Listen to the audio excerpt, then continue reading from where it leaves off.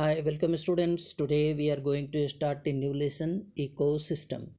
An ecosystem can be understood as a functional unit of nature where living organisms interact among themselves and also with the surrounding physical environment.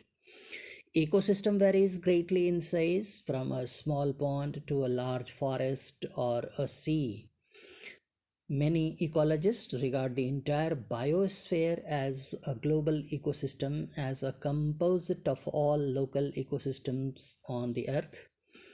And this system is too much big and complex to be studied at one time. So, for convenience, it is divided into two basic categories, namely the terrestrial and aquatic ecosystem. Forest, grassland, and deserts are some of the examples of terrestrial ecosystem, whereas pond, lakes, wetland, rivers, and estuaries are some of the examples of aquatic ecosystem.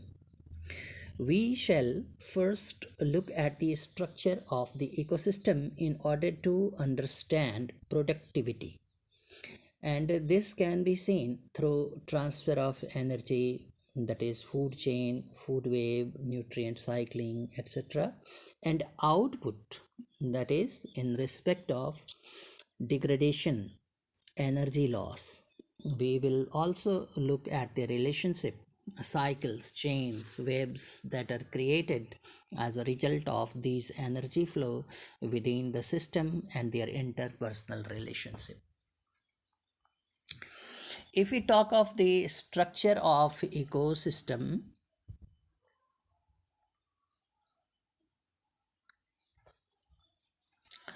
uh, various components of environment, that is biotic and abiotic, are of due importance. uh,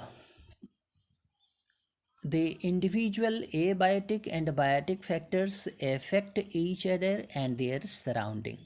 Let us look at these components in a more integrated manner and see how the flow of energy takes place within these components of the ecosystem. Interaction of biotic and abiotic component result in the physical structure that is characteristic for each type of ecosystem. Identification and enumeration of plant and animal species of an ecosystem give its species composition. Vertical distribution of different species occupying different level is called stratification. For example, tree occupy top vertical strata or a layer of forest, shrubs the second, and herbs and grasses occupy the bottom layers.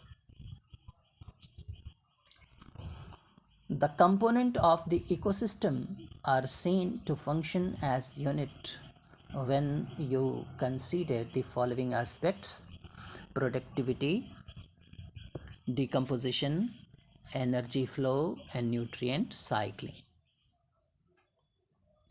To understand the ethos of an aquatic ecosystem, let us take a small pond as an example. This is fairly a self sustainable system rather than a simple example that explains even the complex interactions that exist in an aquatic ecosystem.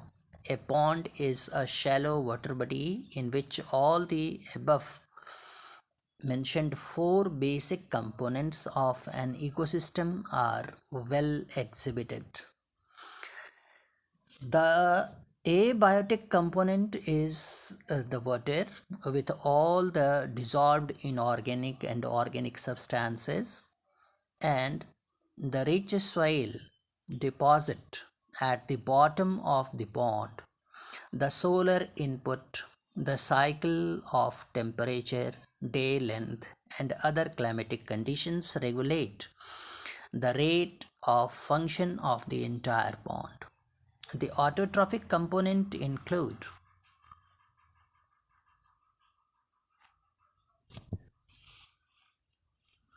The phytoplankton, some algae, and the floating, submerged, and marginal plants found on the edge.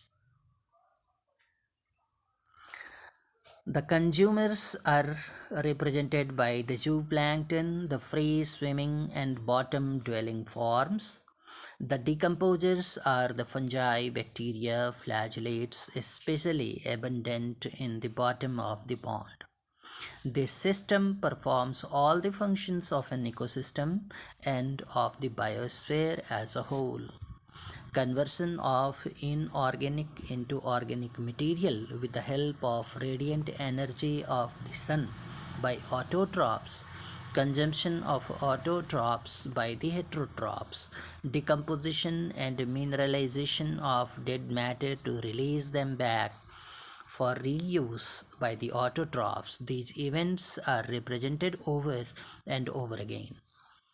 There is unidirectional movement of energy towards a higher trophic level and its dissipation and loss as heat to the environment. This is the rough description of the ecosystem. We shall discuss the remaining part, rather the productivity in the ecosystem, in my next video. Thank you.